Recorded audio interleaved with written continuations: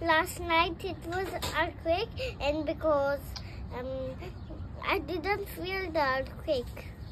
Why you didn't feel the earthquake? Because I was sleeping. Ah, okay.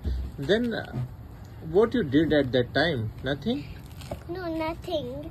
My parents was stay awake and I was not stay awake. So they did bring the jacket.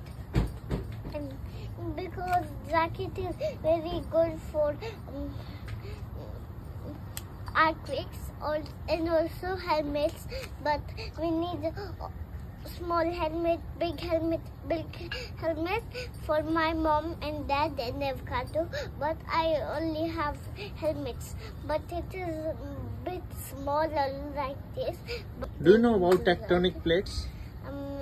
Yeah, tectonic plates like a stone, but then tectonic plates do like this. They come like this. Then I don't like tectonic plates, but